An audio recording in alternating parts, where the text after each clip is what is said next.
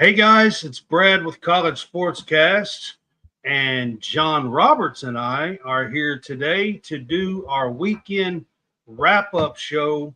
This is week 42, guys, season 2.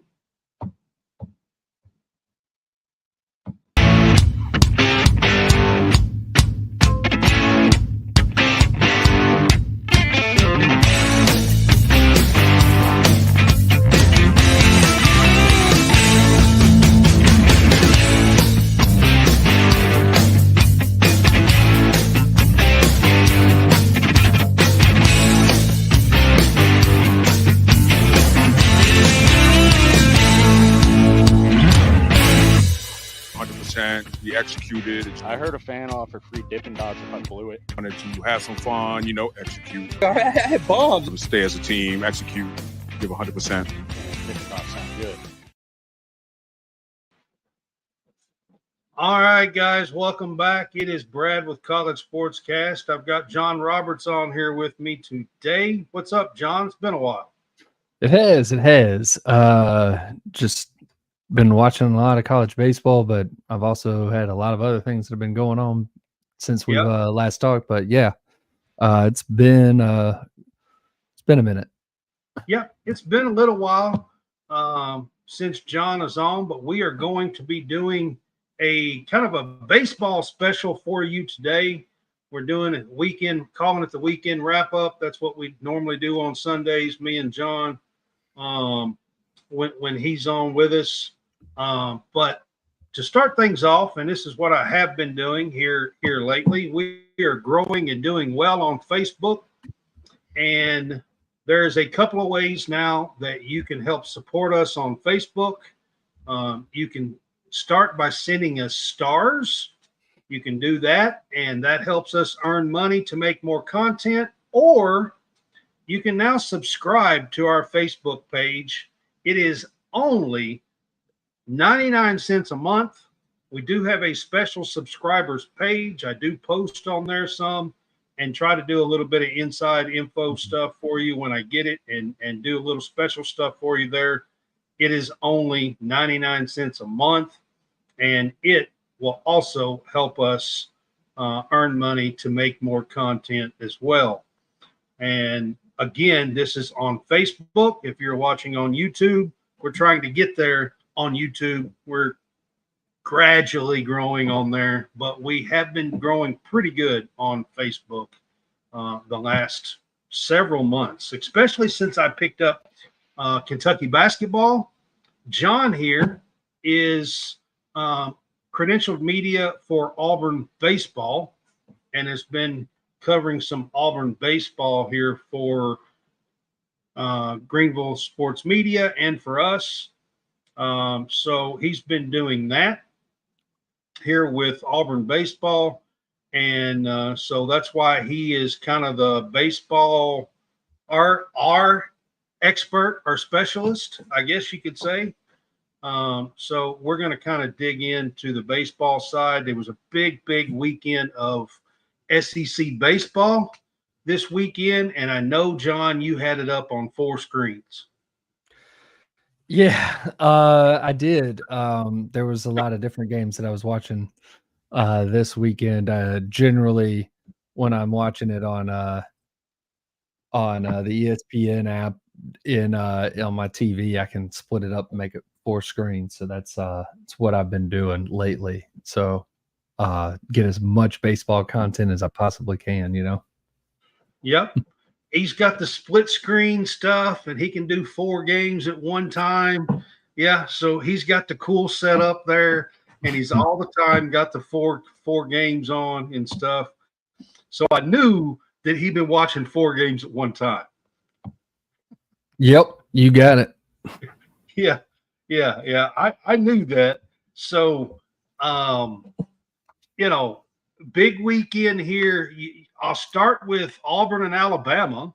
Did you get to go and cover any of the Auburn-Alabama series this I did not go and cover any of it, mainly because it was Thursday, Friday, Saturday, and the Saturday game was as late as it was. Maybe if the Saturday game was earlier, I probably would have gone down, but it was kind of late in the evening. I probably wouldn't have gotten home until about 11 or 12 that night. So, just because, well, actually, I would have gotten home a lot later because it was delayed at the very end.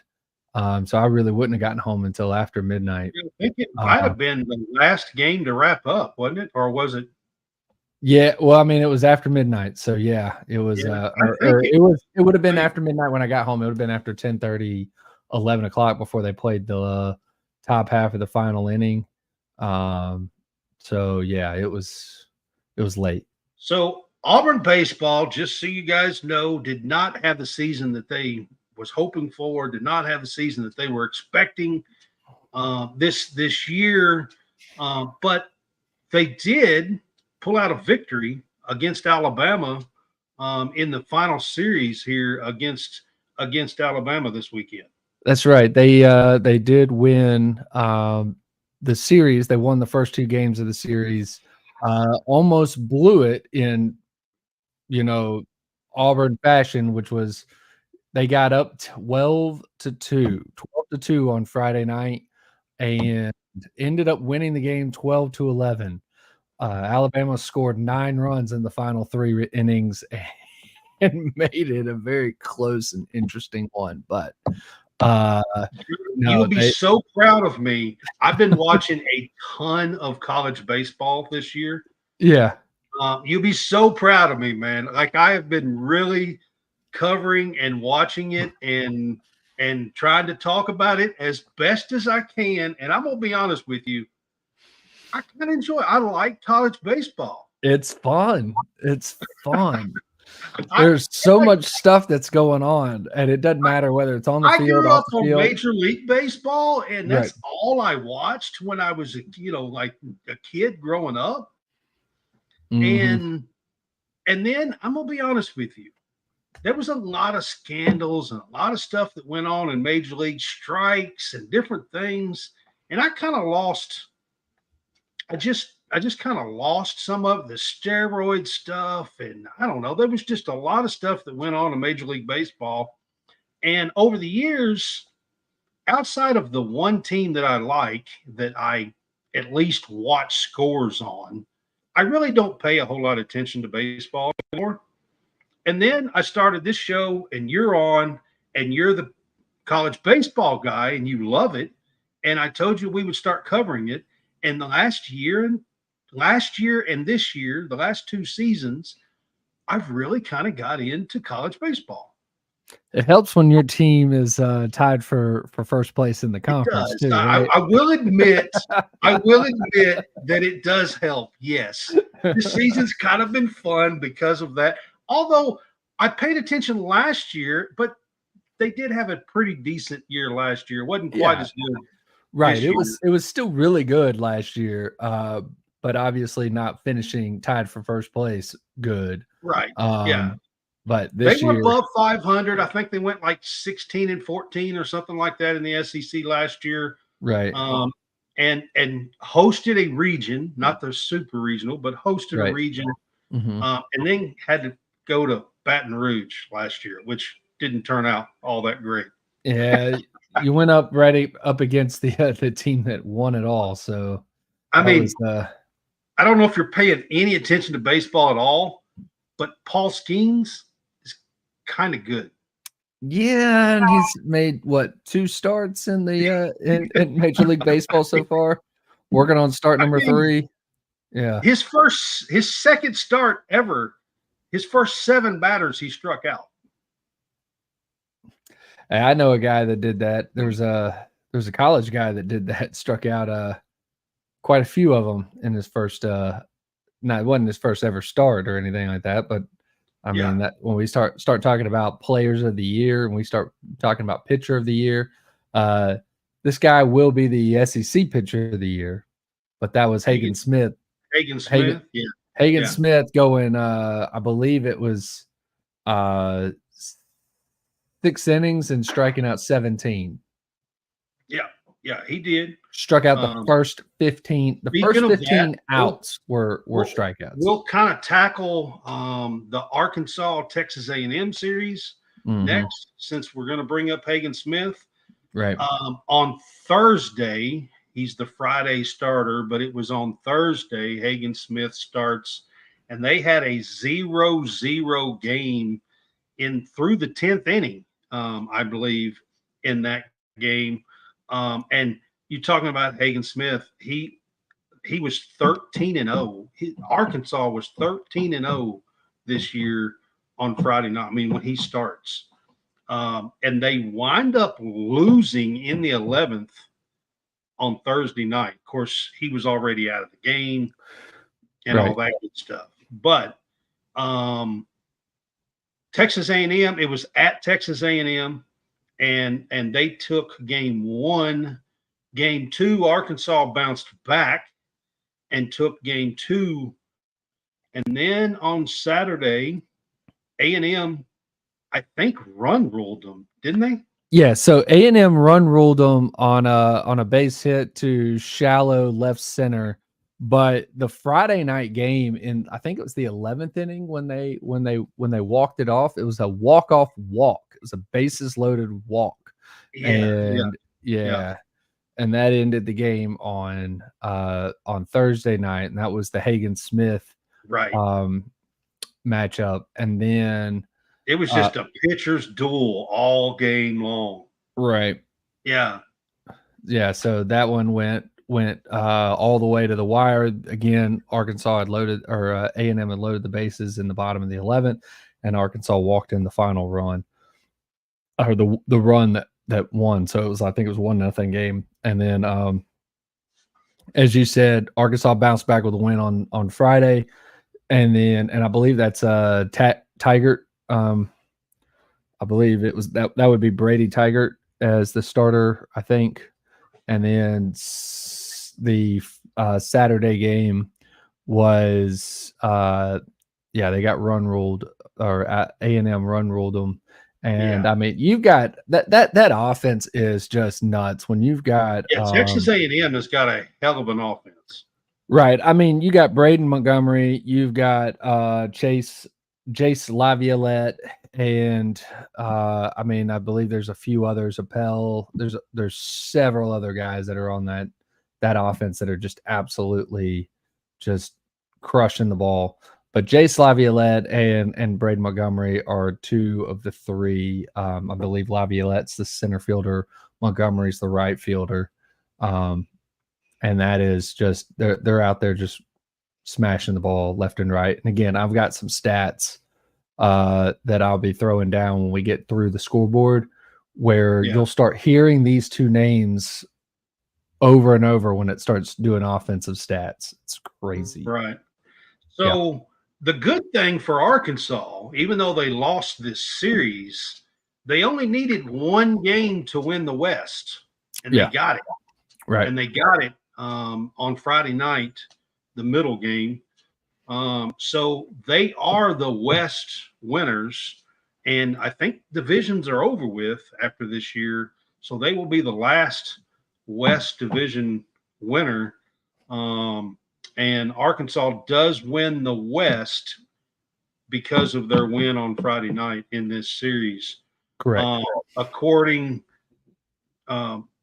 So I don't know why I said according. I really don't. But I was going to switch and go to the Kentucky and Vandy series. Right. Kentucky goes in with a 1-game advantage over Tennessee, who was playing South Carolina.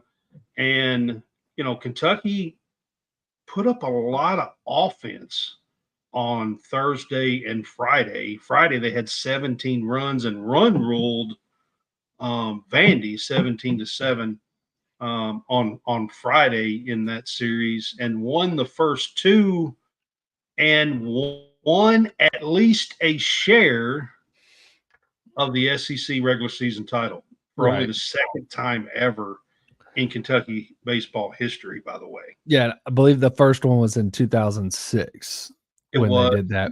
2006. So, but yes, that was the second time that Kentucky's won at least a share of the SEC title.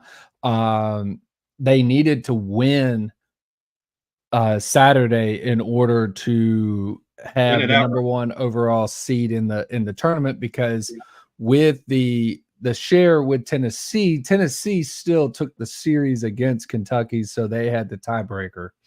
It did. And thus now Kentucky is not the one overall seed. And the way that they set it up is you've got the one on the East and the one on the West. Well, that makes Kentucky the 3 seed, even though they are the share of the title of the regular season title, which is correct. A little weird to me. It's weird. It's weird, but next year you won't have divisions, so right. You'll have I mean, it's a little weird to me. I'm not going to say that it's not. It is, but I knew going into this series that they had to at least win the series. They did. Unfortunately, I think they celebrated a little too much on Friday night. Yeah, maybe. and they just didn't come out with the same tenacity on Saturday. A little flat. Yeah. A little flat on Saturday. And I mean, Vandy won, I think, like 12-5 or 12-4 or something like that. Yeah, they did have they had a pretty handled. It seemed like that they were. They did. I mean, quite a few. Mason Moore kept them in the game through the 6th, and then they scored like 4 in the 6th and took him out. And then they just after that, I mean, they had 12 runs by the time the game was over with. Yeah. So, yeah, I mean, blink your eye, and all of a sudden, Vandy's just one thing I have off. noticed about college baseball, John. It's like it's loaded with like these guys can hit the ball, man. I mean, and they score runs.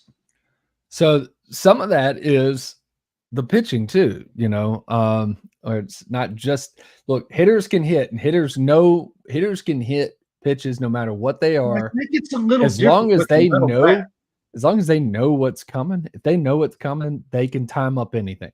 So whether you throw 101, they can hit 101 mile an hour fastball if they know 101 mile an hour fastball is coming. It's a little different with the metal bat.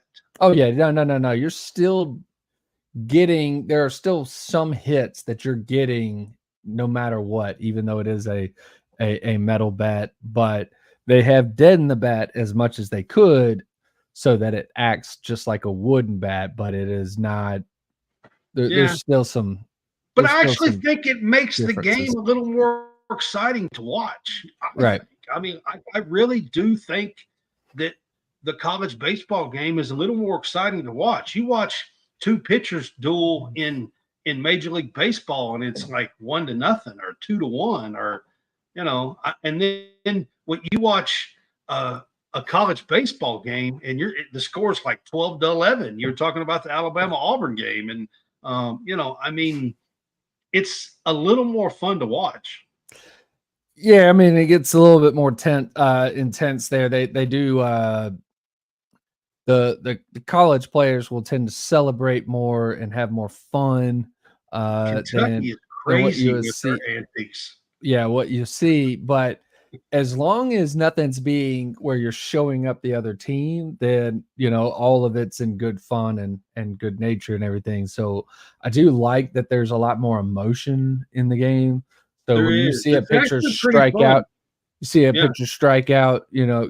the third out on a strikeout or whatever, and they're pumping their fists and they're, charging toward their own dugout, going and, celebrating that, or, you get the big home run and you've got the bat flip, you do whatever you can, but then you're running into your dugout and they've got whatever the antics are, whether it's a special hat or something that's been given or it's the way that they come across on plate. That's for sure. Kentucky, I love it. They do the Spider-Man meme right as they come across when they've hit a home run, and so they look at each other and they kind of point, and that one's kind of funny. I like that one. Yeah, it's fun. They really do. Yeah.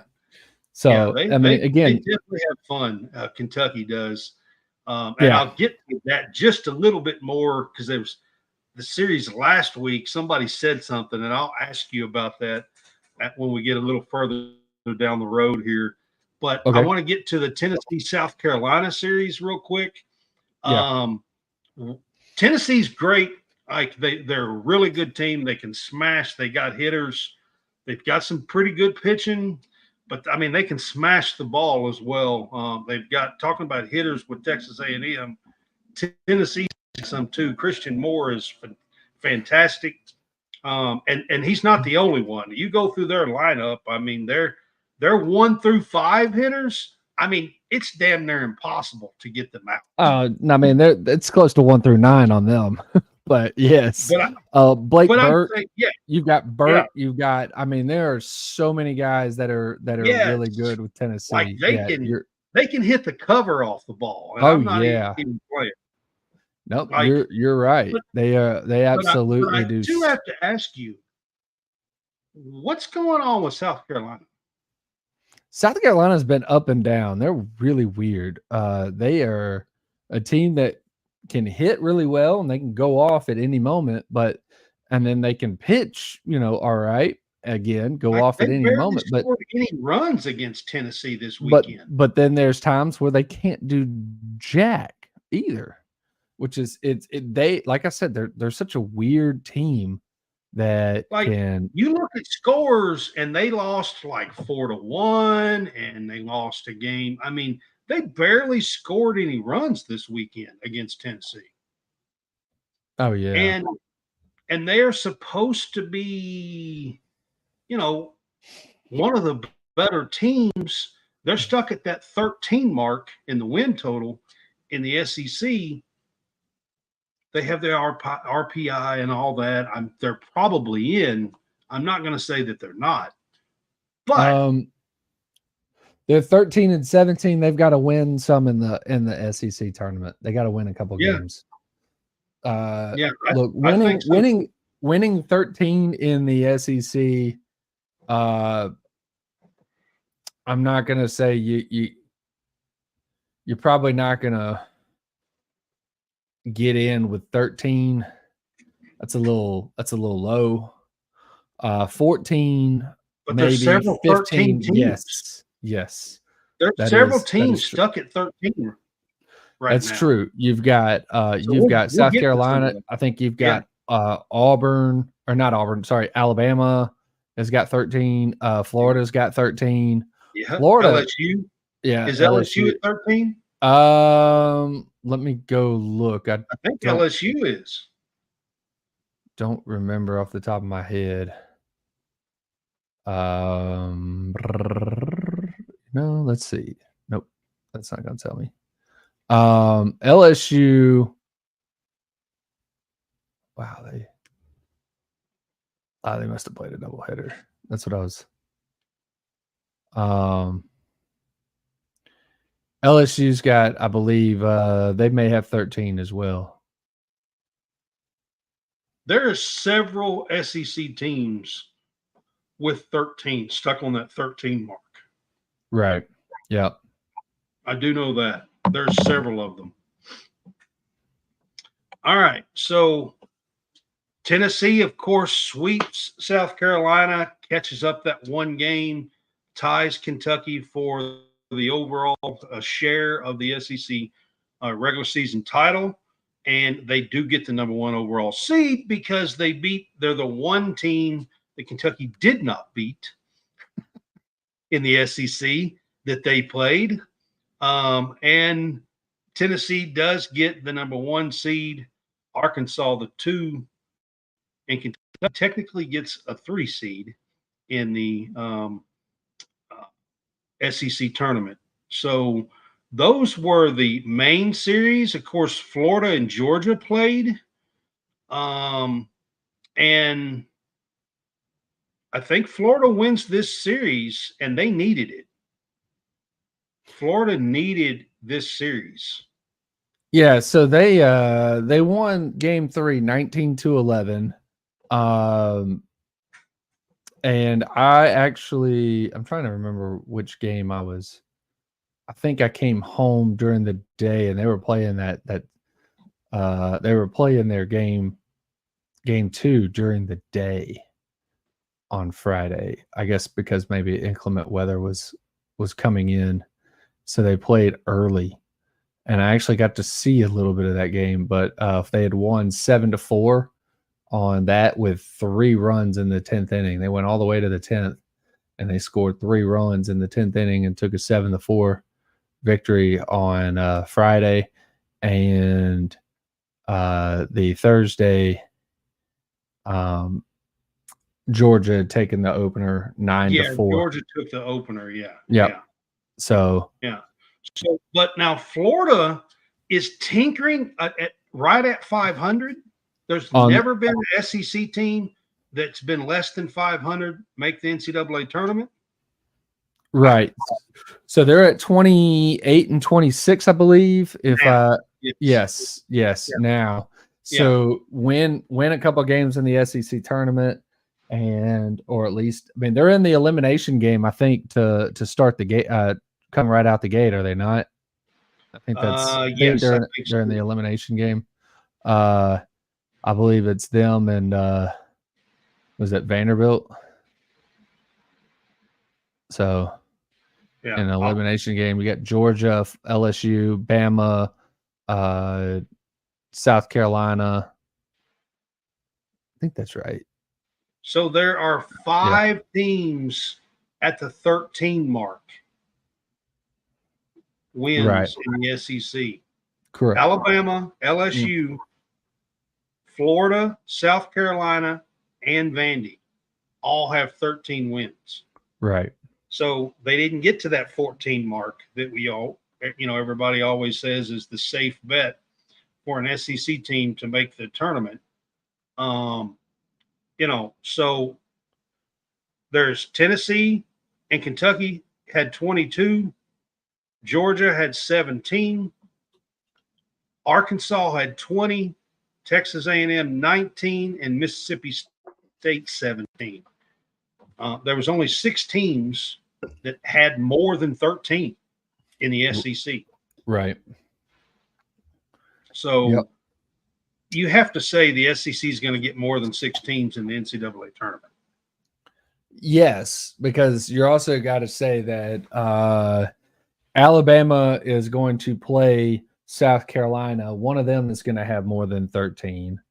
Vanderbilt's going to play Florida on Tuesday night. One of them is going to have more than 13. Right. Mississippi State, Ole Miss, I think they were both not at 13, but Ole Miss was at 9, I think, and Mississippi State, you said, was what, 17? 17, yeah. Yeah, so but Florida and Vanderbilt are going to play each other. They've got 13 apiece. So one of them's got to win in that game. So there's at least one team there. And then Bama will play South Carolina. Both of those teams have 13. You've got two 17 game winners that are playing on Tuesday in an elimination game. So that's Georgia and Mississippi State. They're in the other 2 games that are playing. And I believe, like I said, Ole Miss being the 12 seeds, the team with 9 wins. Auburn was trying to catch Ole Miss to get into the tournament, and they could not. So, and then Georgia's the other one with 17. They're playing 13-win LSU to start the tournament off on Tuesday. So, all right. So around other conferences, I do want to give a shout out to Arizona for taking the Pac-12, beating Oregon State and winning the Pac-12. That's a big win to beat Oregon State for Arizona out west. And then UNC beats Duke and captures the overall ACC. So that's the winner of the number 1 regular season for the ACC. The ACC's got, of course, Clemson, Wake Forest, UNC, Duke. I mean, North Carolina State. They've got some really good teams in the ACC as well, and have to give them a shout out for the ACC and the Pac-12 there. Along with the scoreboard here. Yeah. All right. So I was going to talk about the polls, but John says he didn't think the polls are going to come out until tomorrow because they have like a selection show. Yeah, I mean, if they've come out, I mean, let's see if I mean, I'm on D1's site. Let's see if we've got things from see if they've come out with their top 25.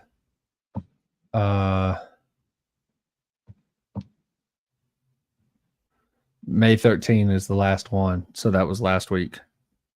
Yeah. So they haven't updated it yet, at least not on their site. Okay. So Well, let's talk about the SEC tournament and the bracket then. okay, Let's do a little bit of talk on the overall bracket. I mean, we have already said that Tennessee gets the overall number 1. Arkansas gets the number 2 since they are the West division winners, and Kentucky gets the 3. Yep. I believe A&M is the next one, is the 4 seed. Is that right? Yes, A&M is the 4. Mississippi State is the 5. Georgia is the 6th. Bama is the 7. I believe Vanderbilt is 8. Florida 9. South Carolina 10. LSU 11. Ole Miss 12. Ole Miss 12. Yep. Okay, so I know that on Tuesday, Georgia plays LSU, and Yes. that's one of the elimination games. Yes, at 9:30 a.m., Georgia will play LSU, followed by 30 minutes after the conclusion. Bama will play South Carolina, and that is session number 1 in the SEC tournament. Yes. Kentucky awaits the Georgia LSU winner. Correct. Yep. And then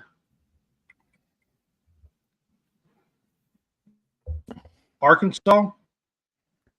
So game 3 will be the Vanderbilt Florida game. Are you talking about who's yeah, Arkansas is awaiting the Bama South Carolina. South Carolina. Yeah, that's what I was Yep. talking about. I think Arkansas awaits the winner of the Bama South Carolina. Yes, that is true. That's correct. That's correct. Yeah. Yes. And then session 2 on Tuesday is Vandy in Florida. Correct. And they will get the overall winner, and is Tennessee is waiting for them. And then you get Mississippi State and Ole Miss. Yes. In the last game of the second session on Tuesday. These are elimination games. Correct. So the losers go home right off the bat.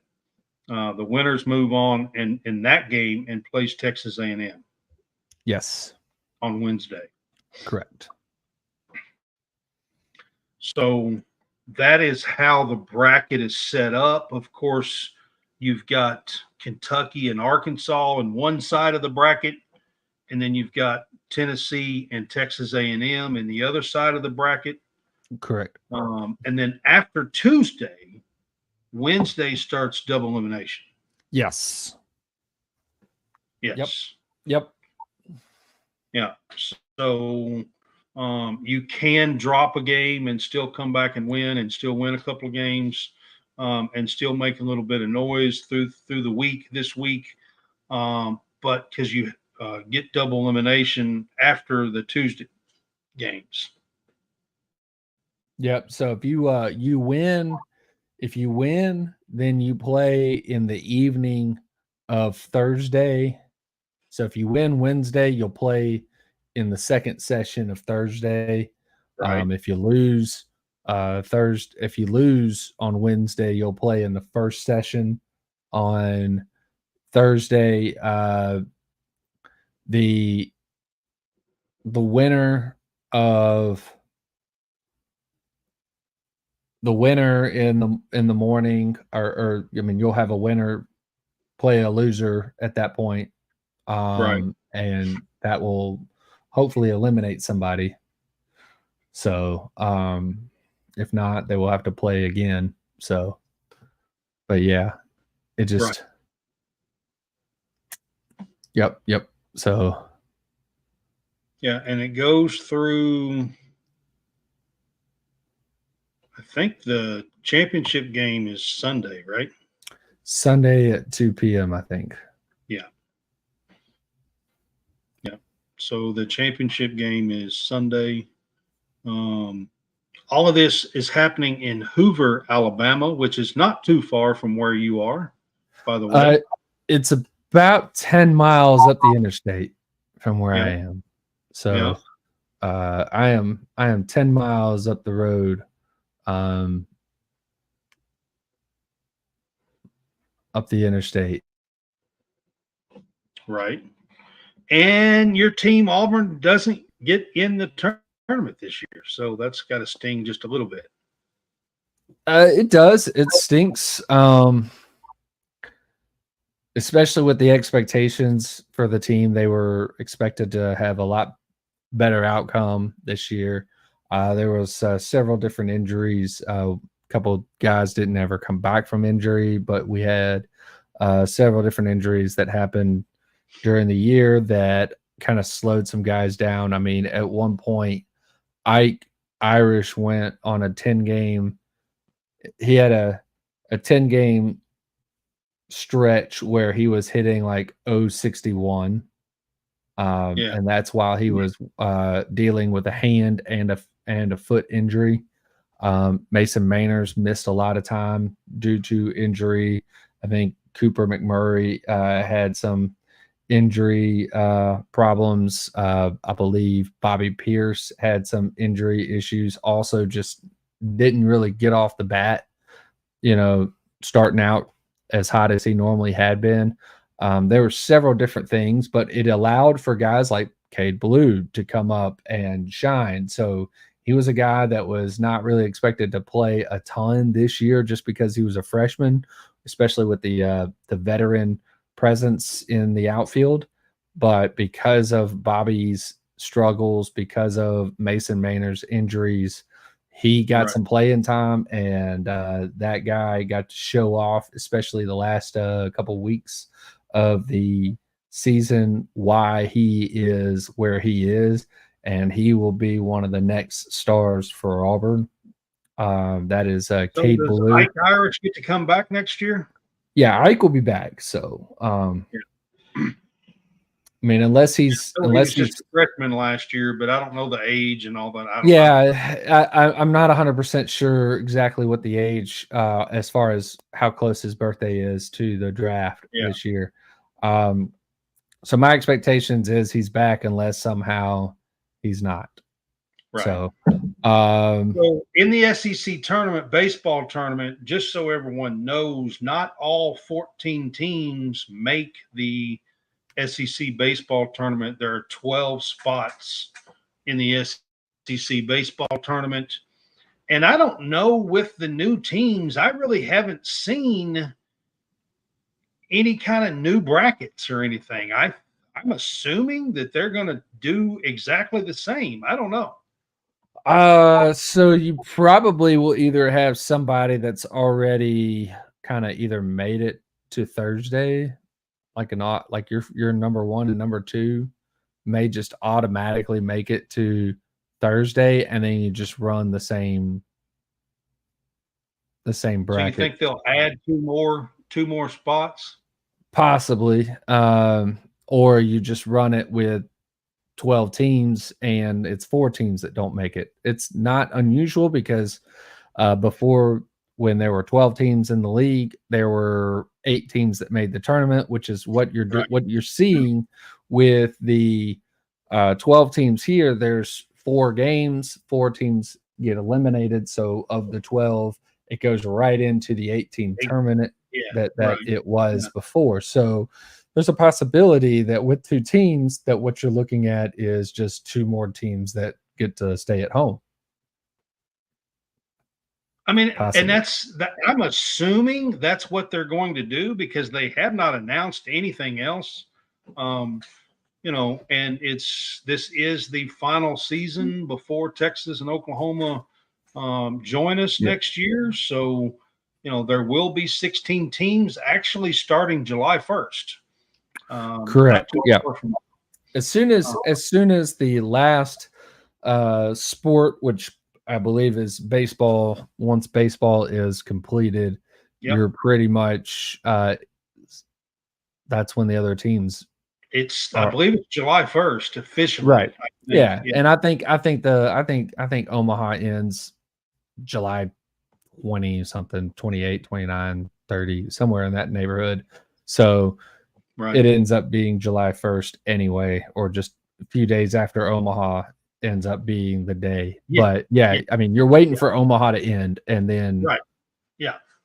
Yeah, absolutely. So, I just wanted to bring that up. This year, it looks like Missouri and Auburn are the two teams that are staying home from the SEC baseball tournament. Everyone else at least gets a shot. Like you said, there are 4 elimination games on Tuesday.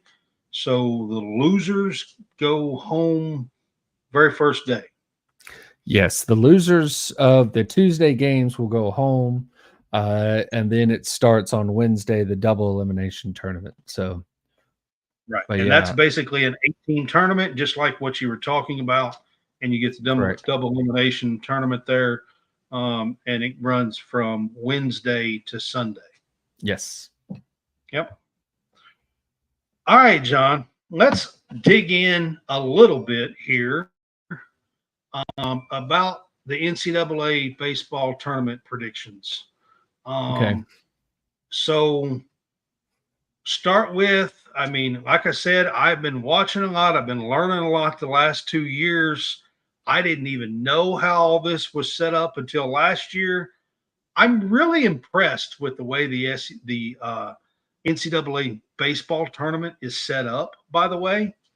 Mm-hmm. I think it's well set up and well run, and I really like the way the whole thing is set up. So you basically get 16 regional hosts. Yes. Sites. So the top 16 teams get to play a weekend series with 3 other teams at home. And it is that's the regional, and you get 16 of those. That there's 64 teams in the tournament. Mm-hmm. And each site, you get 16 of those. And then there are 8 who basically get to host the Elite 8 round, per se. Mm-hmm. It's actually the Sweet 16. Sweet 16, yes. It'd be the Sweet 16. You're right. I'm sorry. Elite 8 is Omaha. Elite 8 is Omaha. You're right. The Elite 8 is Omaha. My bad. I said I'm learning with all this. Yeah, you're good. You're good. So it's the Sweet 16 round. So you get to host the Sweet 16 round to get to Omaha, which is the 8 teams. Right. And those are super regional hosts. And the top 8 of those host the super regional round the next weekend. Right. So as it stands, so we're going to use last week's D1 baseball rankings. Okay. And we can go through those right now and we'll show you what kind of where everybody is. Okay. So last week's D1 baseball rankings had Tennessee at number 1 overall. Kentucky was number 2. Arkansas was number 3. Clemson was number 4. Texas A&M 5. Oregon State was 6. North Carolina 7. Wake Forest 8. Those are your national seeds, which means that they would be host sites for regionals, but if they win their regional, they are the host site for super regional. All right. The other 8 that would host in the first round, but may not be guaranteed to host in the second round. Number 9 was Georgia, 10 Florida State, 11 Duke, 12 13 East Carolina, 14 Arizona, 15 UC Irvine, 16 Mississippi State. So those would be all your host sites right there, 1 through 16. Interesting. Did you say Indiana State in one of those? No, I said Mississippi State was the last one I said. UC Irvine was 15. There was not one that was Indiana State. Okay. I kind of Indiana State is number 20 in the rankings. So okay. They're I just thought maybe they might slide into one of those 16, but maybe not. They might not. I don't know. No, as it stands, they would be a 2 seed somewhere. Okay. So here's my question to you. So you've got the 8 that are basically listed as super regional hosts. Okay. Right. What happens if one of those 8 loses the first weekend? So then you would have the highest ranked, whoever was supposed to go into that site is the highest ranked team of how the bracket falls. Would be their region. Yeah. Yeah, they would be it. So like whoever was supposed to play, let's say North Carolina loses for whatever reason. Let's just go with North Carolina loses their regional, and say Oklahoma was supposed to play North Carolina. To North Carolina. Yeah. Right. Then what you would look at is whoever is supposed to be playing Oklahoma would play at Oklahoma. Okay. So then the next highest team in that region would get the super host. Right. So, and I'm actually wrong. It would be not that one. It would be like UC Irvine or something like that, not Oklahoma. But either way, what you're looking at is that the whoever won the regional of the team that's supposed to go, that the other team that's matched up with them, because I mean, I think the way that they've got the regional set up would be like what you look at when you look at a bracket, right? So the number 1 plays, plays the number 1 overall in basketball and the number 2 overall at the bottom. Yeah, number 1 plays 16, 2 plays 15, 3 plays. Yeah. So that's how those regionals would be set up. And then so if say the number 8 team loses their regional, well then the number 9 team that was supposed to play there, they're now the host site and they're playing whoever won out of the number 8 team's regional. Yeah, because it's basically set up 1 matches up with 16, 2 matches up with 15. Right. 3 yeah. So once they come out of their regionals, that's how it's set up. So it's just yeah, so that's how you would be playing it. But if you win it, I mean, you win the regional and you're in one of those top 8 teams, you're in one of those top 8 regionals and you win it. Yeah. Well, it's a possibility. Like if you win their regional, you're still going somewhere else. You're probably just going, maybe it's somewhere a different place, because it's whoever was playing that team, whoever's lined up to play against them. They're the ones that would end up hosting, unless the 2 hosts lose. Then at that time, you're looking at highest seeded team. Right. So like if a number 2 seed in regional that was hosted by the number 5 team, if the number 2 seed in that regional wins and the number 3 seed in say the regional of the 12 seeded team won, then I mean you're looking at those 2 and you're going, okay, well, who's the higher seeded? Well, the number 2 is probably going to be the higher seeded team or the higher ranked team, so they're going to host. But if you got two seeded two seeds, then you're looking at the higher ranked, or there's all sorts of whatever to look at. Yeah, and it's really interesting the way the baseball thing. I love it. I think the way it's set up makes perfect sense. However, I'm a numbers guy. Right. So, like, it makes sense to me. I'm a numbers guy. But if you're not a numbers person, you're probably looking at that and being like, what in the hell is all these numbers? And how am I Right. supposed to know? You know what I mean? Right. So,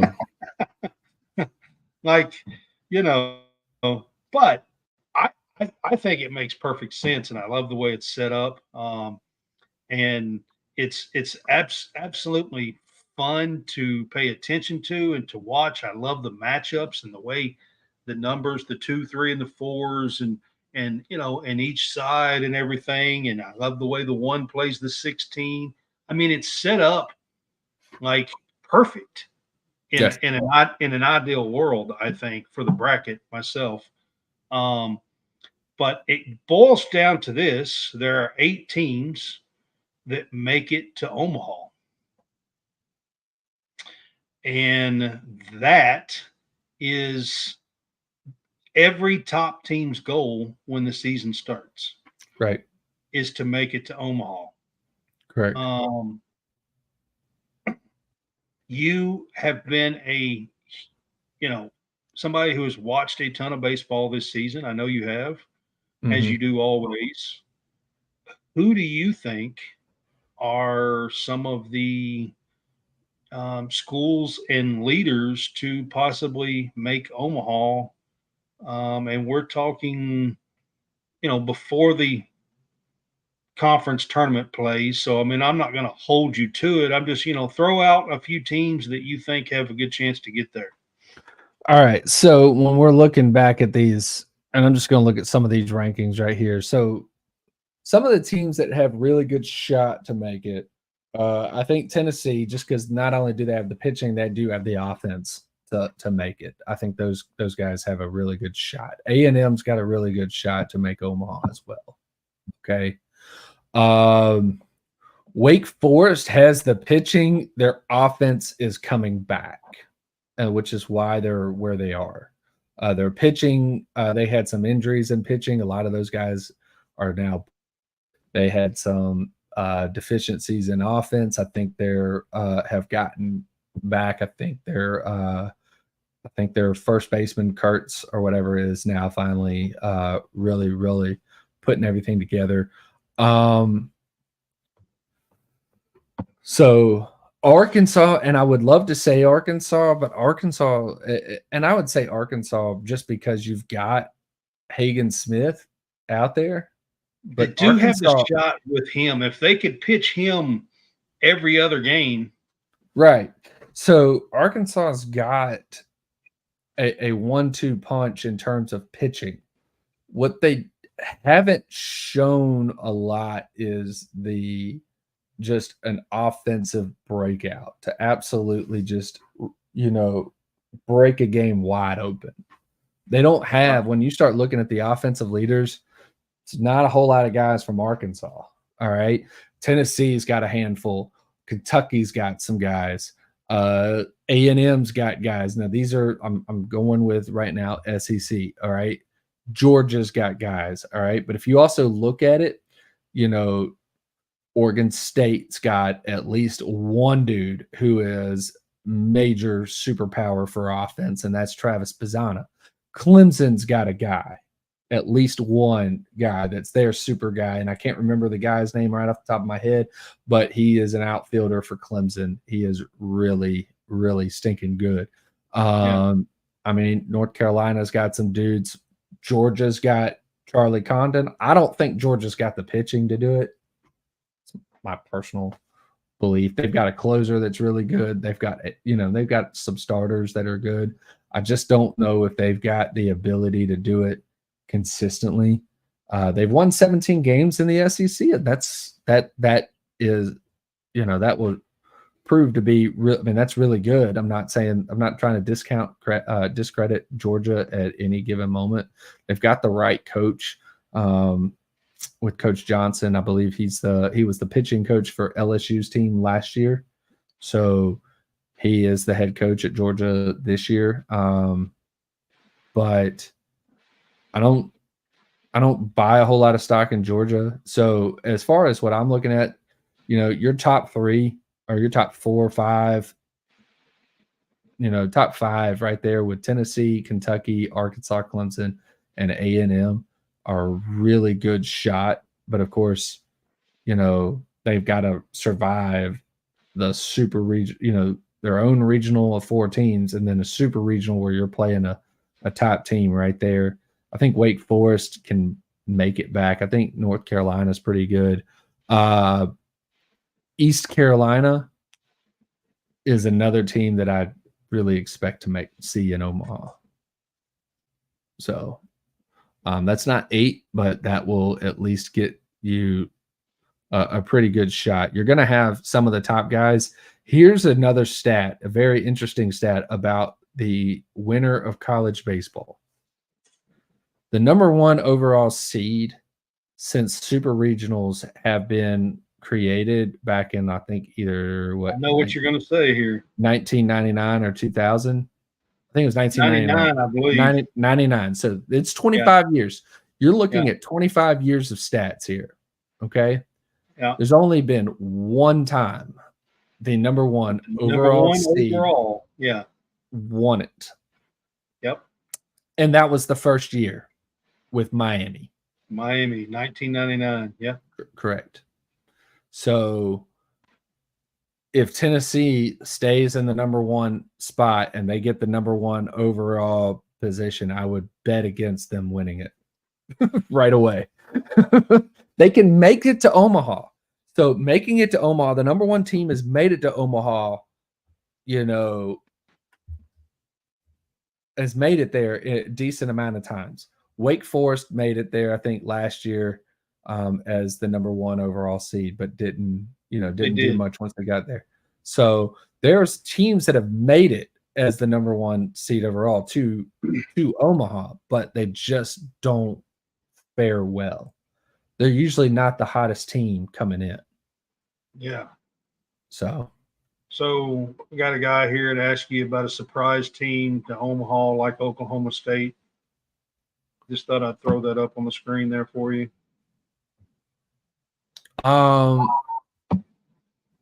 So like in Oklahoma State, it's not really a surprise team. I mean, in last week you said East Carolina, but I don't think that's a surprise. So here's another stat, and it's something that's actually kind of been floated around by the 11.7 podcast. I do listen to these guys, and they have this one stat that it's in, I think it was every 8 years or every 6 years or something like that. I cannot remember exactly what the I think it's every 8 years. I want to say it's every 8 years. There is a mid-major that wins the whole thing.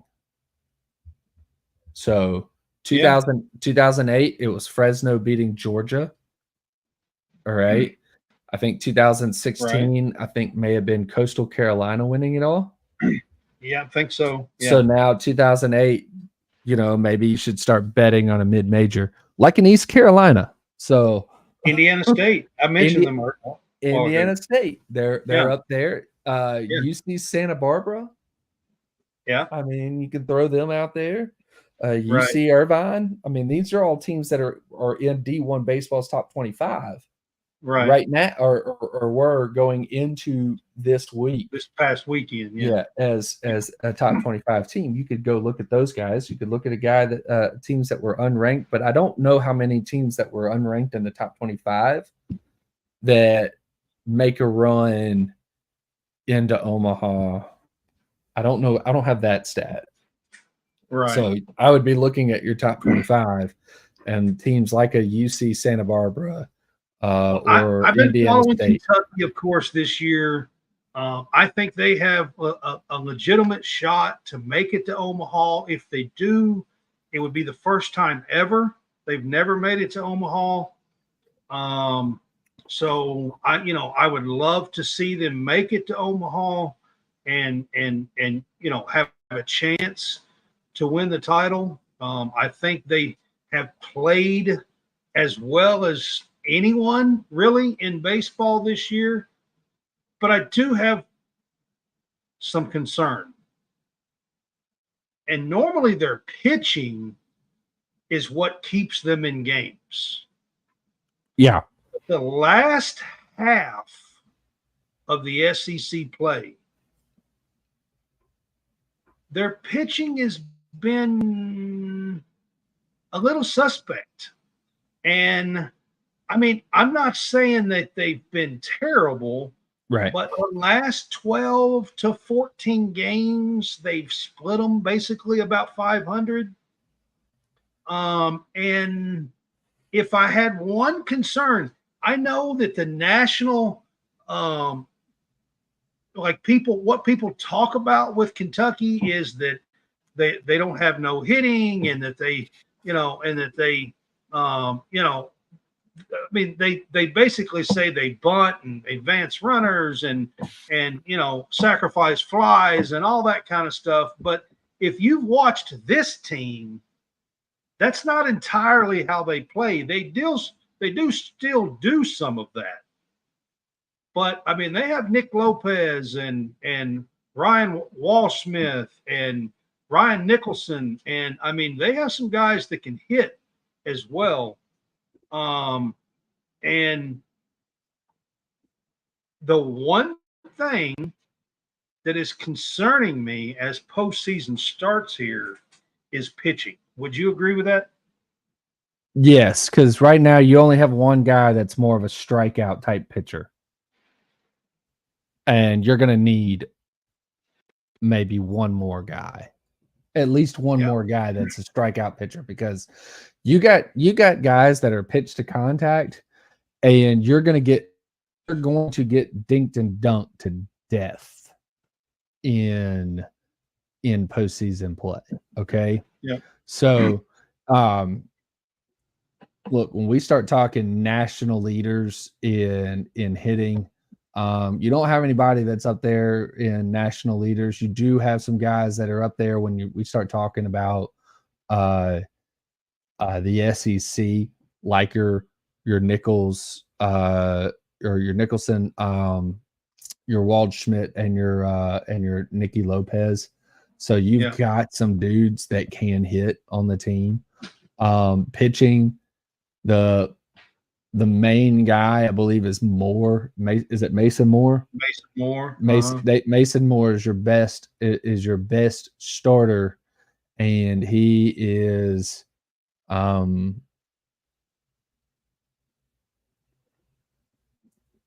he's not been he's not a flamethrower. He's not, and he's also not been as efficient recently. He hasn't. I mean, honestly, like I said, the last 12 to 14 games, they've been somewhere around 500 baseball. But they played ranked teams every week. I'm not saying. Of course, you're playing in the SEC. You're playing some of the best teams. I mean, it's not like they're playing a bunch of nobodies. They played Tennessee and they played Arkansas and South Carolina and so I mean they played a bunch of ranked teams. But so, and they've won most of the, they lost to Tennessee, but I mean, right. I mean, so I'm not, I'm just pointing one thing out. If you're a Kentucky fan, in my opinion, that's a little bit concerning. Yeah. As postseason starts to play, I'm looking forward to it. John, we will probably, if you're game, we'll probably do a show on Sunday next week. And I don't know if you can, but if you are able, sometime during the week, as the SEC tournament is going on, if you want to have time to do a short show, one night or something, and kind of do an update or whatever, just let me know. And we'll see what we can come up with. So before we get off here, I want to go ahead and I want to throw out a few things. SEC Player of the Year. All right. Do you have a list of guys for SEC Player of the Year? You talking about for baseball, since you're talking about baseball, right?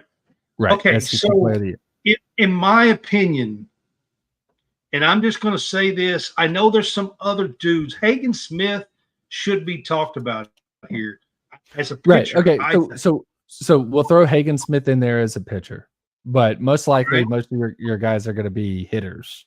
I know So, that, but yeah. so there's some guys, and I know that you're probably going to tell me that there's a couple of other guys here, but in my opinion, if you take Charlie Condon off of Georgia, they are not a good team.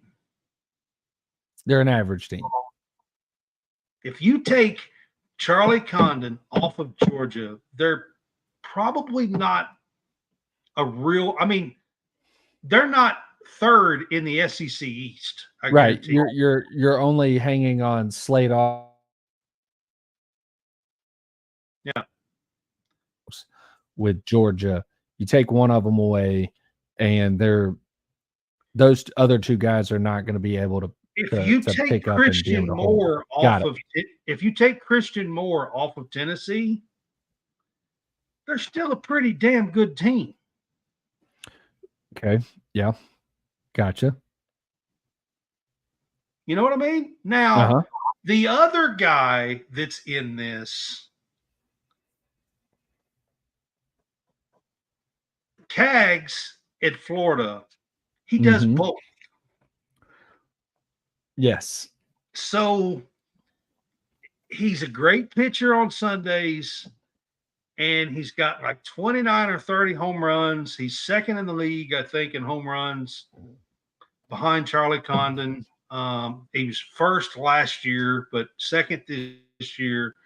So then you got him, and at Florida, but Florida's 28 and 26, and they're 13 and 17. So for me, if I'm picking, I'm saying it's Charlie Condon, because I think without him, Georgia is nowhere near what they have been. Okay. So let me read off some stats. All right. So, and I'm going to read the top 5 overall batting average. These are SEC guys, but this is their overall season. So not just in SEC play, overall season. All right. Right. The top batting average, Charlie Condon at 451, Jack Caglione at 413, Christian Moore at 388, Gage Miller from Bama at 383, Nick Lopez at 380. All right. Top 5. Those are the top 5 SEC batting averages for the entire season. So not just it's conference and non-conference games. Right. All right. Top 5 overall home runs. Charlie Condon, 35. Jack Caglione, 29. Jace Laviolette, 28. Christian Moore, 27. Braden Montgomery, 26. Top 5 RBI, and I'm saying top 5. I'm going to name a 6th person because there's 2 of them that have the same batting, the same number of RBIs. So there's Braden Montgomery with 80. Charlie Condon was 75. Jace Laviolette was 72. Tommy White was 63. Slate Alford of Georgia at 63. Dakota Jordan of Mississippi State was 61. All right. Those are overall. Now, let's look at in conference, because this is, I think, how they look at everything. Okay. So it's what they are in conference. Okay. Okay. Highest batting average in conference: Christian Moore, 429. Ryan Waldschmidt, 419. Charlie Condon, 412. That's the top 3 guys. Most home runs in conference: Christian Moore at 20. Charlie Condon at 19. Tommy White at 16. Top 3. Yeah. Most RBIs in conference: Christian Moore, 41. Charlie Condon, 31. Charlie Condon also at 41. Braden Montgomery, 37. Ryan Nicholson, 37. That doesn't surprise me. Nicholson's been crazy in conference. Right. Jack Caglione, I think, had 15 home runs. I think he had 28 RBIs. Yeah. And he was batting like 294, 296 or something like that. Outs like in conference. So he's hitting just under 300. He had 15 home runs in conference and 28 RBIs. So, but it's not saying he's bad. He's really good, but he's also does provide the pitching aspect of it where he does throw every Sunday or on the third game of the series. Yeah. And he's the one that closes out a series. And he's done really well with that. So we go into the pitching side of everything, just so you can see what the pitching side looks like. Pitcher of the year is going to be 100% one guy. Okay. We really don't need an argument. There's no argument here. It's one I don't guy. think so. Yeah. It's one guy. You've named him already. Yeah. Pitcher of the year is going to be Hagen Smith. Yeah. Yeah. I think so too. Plain and simple. And here's why, because you're going to hear his overall numbers and you're going to hear his SEC numbers, and you're going to sit there and go, oh my God, he's number one in everything. And that's true. Yep. So here we go. Overall ERA, Hagen Smith, 152. And he's got a 1.52 ERA. All right. Yeah. Evan Aschenbeck, 1.80. Ryan Prager, these two guys are Texas A&M guys. Evan Aschenbeck is their closer. Ryan Prager is the starter. 2.47. Luke Holman, the Friday night starter for LSU, 2.73. Nate Snead, I think he's Tennessee's closer, 2.83. Okay. Those are the overall hits in 9 innings. Okay. Or not hits in 9 innings, hits. And then I'm going to give the innings pitched for the season. Here we go. Hagen Smith, 35 hits, 77 innings pitched. He's giving less than 1 every 2 innings. Right. He's getting hit. Okay. Evan Aschenbeck, 41 hits, 55 innings pitched. Again, he's their closer. He's the guy at the end of the end of the night. Brady Taggart, he is, I believe, the number 2 pitcher for Arkansas. 45 hits, 58.1 innings pitched. Jack Caglione, 49 hits and 62 innings pitched. Luke Holman, 50 hits, 79 innings pitched. And then we'll go strikeouts. All right. Hagen Smith, 150 strikeouts.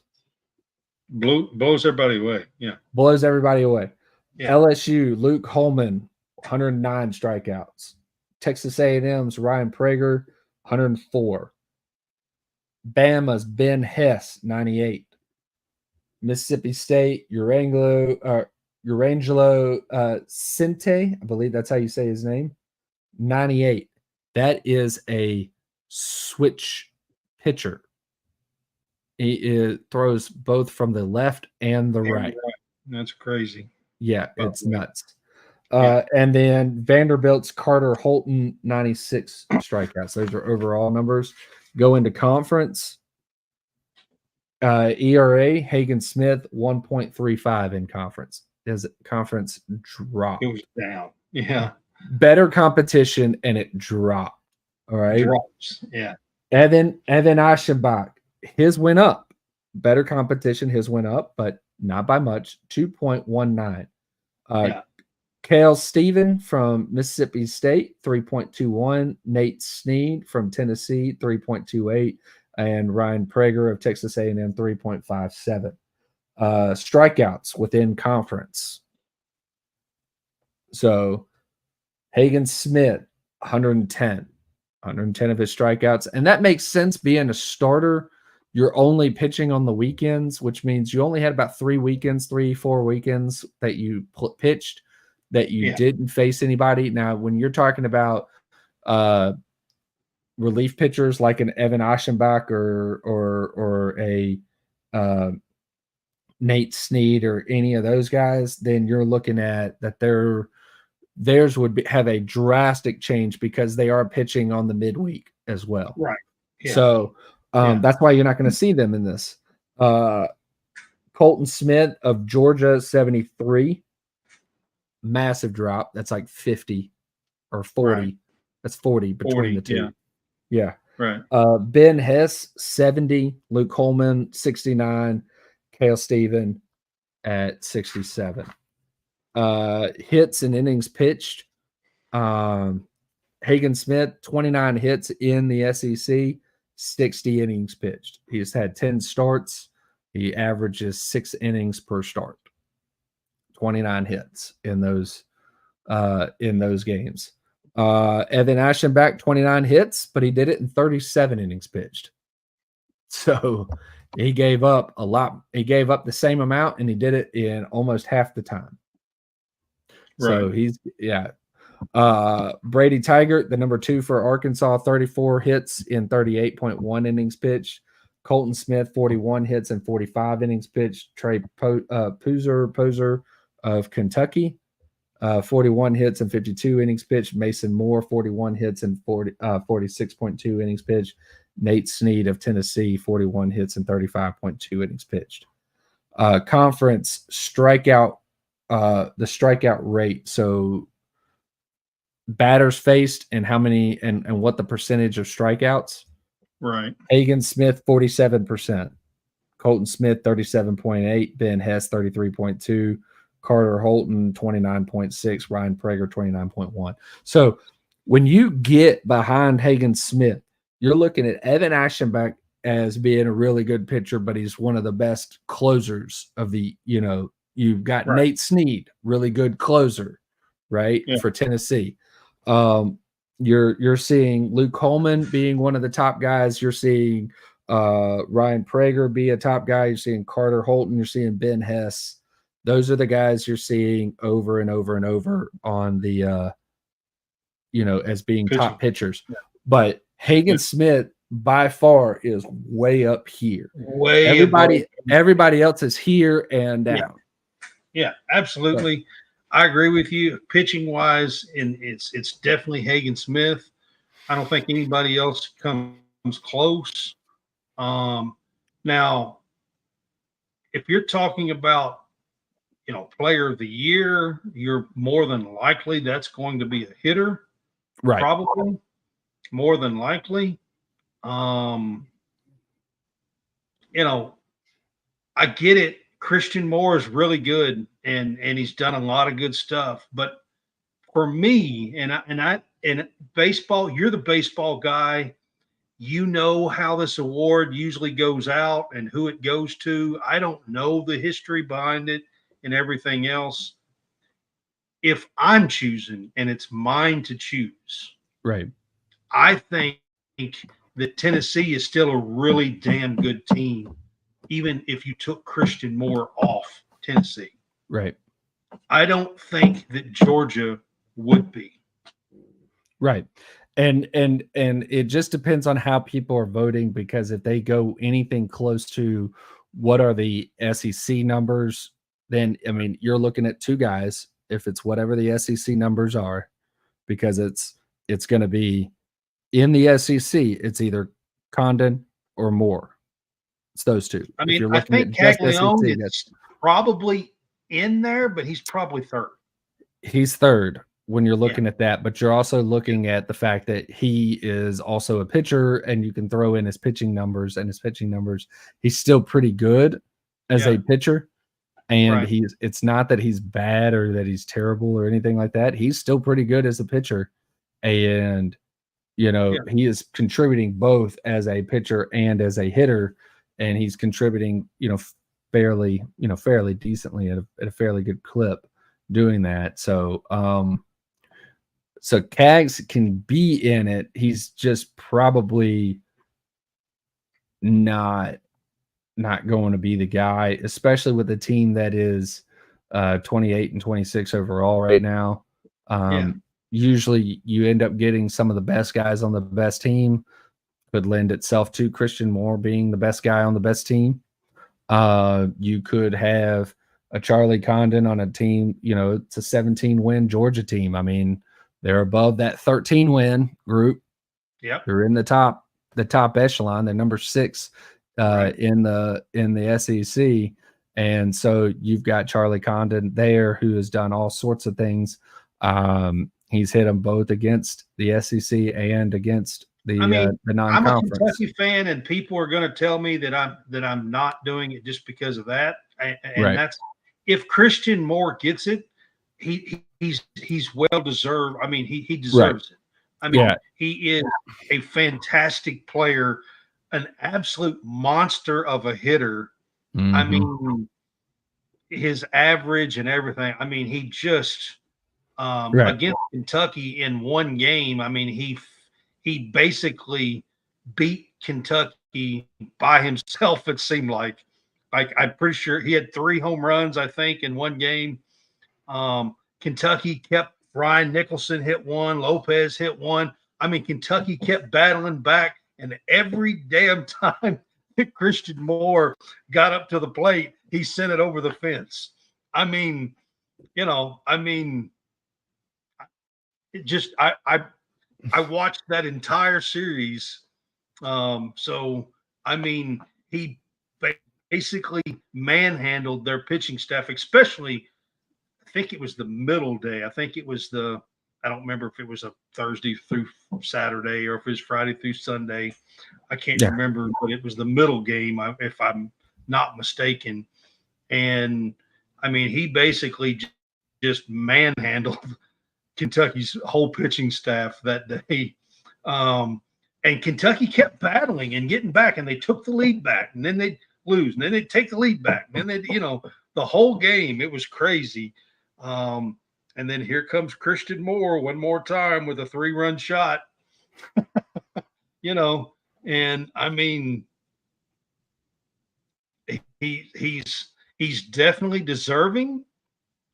But when you look at this Tennessee team, and like I said at the beginning of this show, earlier in the show, their lineup, I mean, you said 1 through 9, 1 through 5. I'm serious.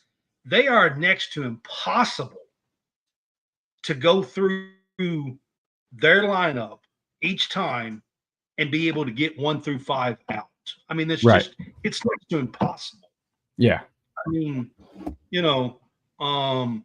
and they are really good 1 through 9, but you can stack up a couple of outs down the batting order occasionally with them, but you cannot do that.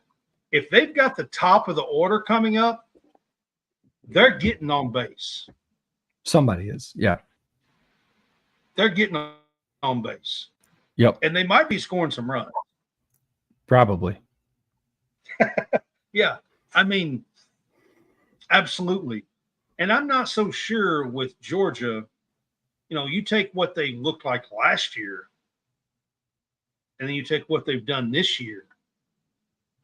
I mean, it's a big step. So it's a big step. Yep. Yeah. So that's where I would go with it, because I just don't feel like Georgia would be where they are without Charlie Condon. Yeah, Charlie Condon came on at the very end of last year and was hitting from the last couple of weeks of the SEC through whatever sort of postseason that they may have gone into. And so if you tack on maybe like 10 games or something like that, you can almost tack on 10 more home runs to him. Yeah. And that's what he did at the end of the season last year. If I'm not mistaken, he's got the most. That's 35 is the most, right? Ever in the BB Core era. Yes. The BB Core era started, I think, in like 2011. And so since 2011, he's got the most home runs. The most home runs in NCAA baseball, I think, is 43. So with this bat and stuff is basically what you're talking about. Correct. Yeah. So the BB Core era is the type of bat, and that's right. Ever since 2011, the most home runs, and it was I believe it was 33 by Condon last year, and now it's 35 by Caglione last year, 33, and Condon now at 35. Yep. Right. So and Cags has 29 and still got the SEC tournament and possibly, NCAA tournament. And Condon's got 35 already, broke it, and he's still got, SEC tournament. And they are going to make a regional. They will be in a regional. Yes. They're in a regional. In fact, they should be hosting. They should be hosting a regional. So it's Mm-hmm. Yeah. So they're definitely going to get some more games. Hopefully, if they match up against Kentucky on Wednesday, should be Kentucky, at minimum he's going to get 3 games, because if he gets knocked out of the SEC tournament, he'll get at least 2 games of regionals. So 3 games minimum. Yeah. So, and probably looking more like 5, maybe. If they win, if they beat LSU. Yeah, they beat LSU, and then you've got 5 games. Yeah. Yep, minimum. Right. So, yeah. So, all right, John, we have done pretty much a whole show here talking baseball. Yep. Aren't you proud of me? Yes. I mean, come on, man. You've actually turned me into a college baseball fan. There you go. When me and you first started talking last year, you were like, I'm the baseball guy. You know anything about baseball? I'm the baseball guy. Not really. But you got to learn. Here you go. Here's baseball for dummies. Hey, I was honest with you. I told you at the very beginning, not really, not much. I'd have a lot to learn. Yeah. Well, you have. You've thrown it out there. You've learned. Yep. I'm trying. I asked you a couple of questions today just to get an answer so I would know. Mm-hmm. But it is fun. I have watched, and you're right, Kentucky's been in the mix of things the last 2 years, and that's been a whole lot more fun to be a part of and to learn while Kentucky is playing good. Right. Probably wouldn't have been as fun for me to learn all this over the last 2 years if Kentucky would have been terrible. Right. But it has been fun for that reason, I guess. But guys, we will see you on Tuesday night. We're going to do our Big Fuss show on Tuesday night. That will be our next show. And the next time on air for you guys, me and John Hammonds will be here for you to do our Big Fuss show. We'll have some good topics for you. Probably touch a little bit of baseball. It won't be the entire show. We'll talk some college basketball stuff and some football stuff and probably some Kentucky stuff. We've been doing a lot of that over the last month or so because that's kind of been the headlines up here with the new coaches and all that kind of stuff going on. But we will touch on other things. And it's been fun doing a baseball show with you, John. Yep. And I look forward to this week. I'm hoping Kentucky can be there towards the end. I would love nothing more. I'm going to show my colors here. I would love nothing more than to shut some Tennessee fans up. I'm not saying that that's going to happen. Right. Just saying. It would be awfully nice on my end. Just if it did. That's all I'm going to say. Right.